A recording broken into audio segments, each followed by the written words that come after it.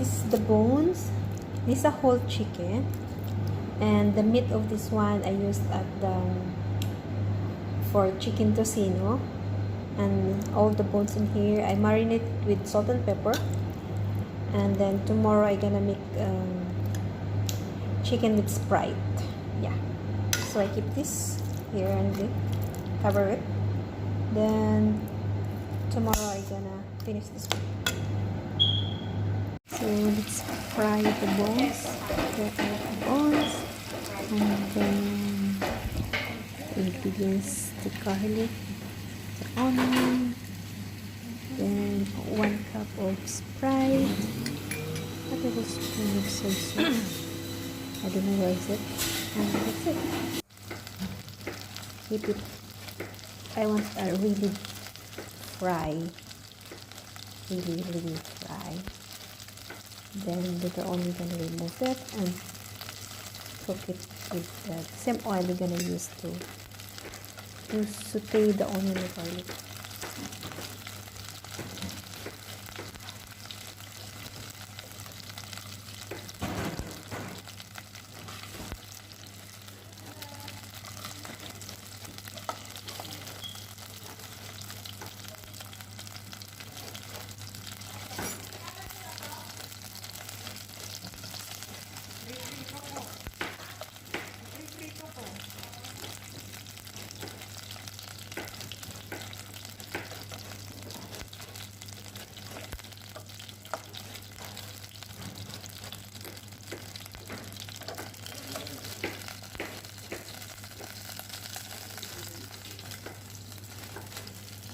So okay, we're gonna use the same.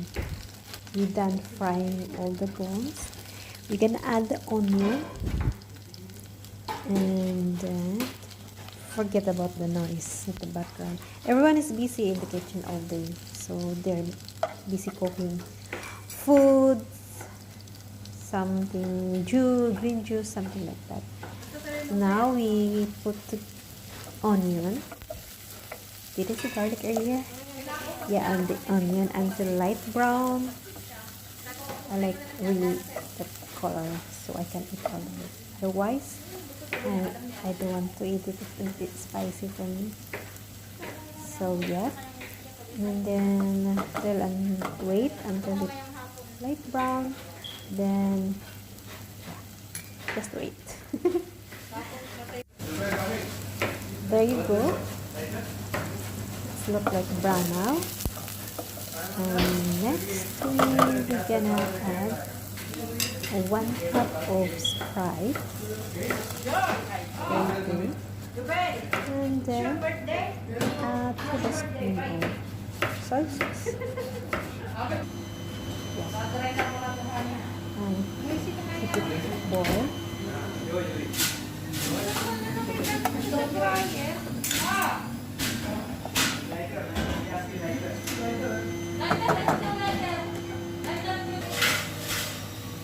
There you go, it's boiling now. Then you can add the fried bone. You know the best part of the bone I like is the wings, the neck. It's challenging for me to pick the meat. I know there's nothing in there, but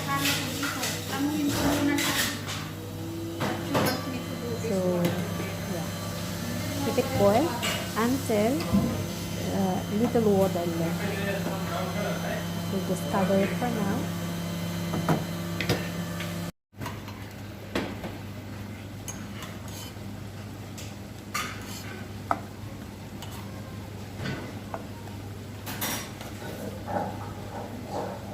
Maganda ito siguro, damihan ng Now it's the pan and ready to go.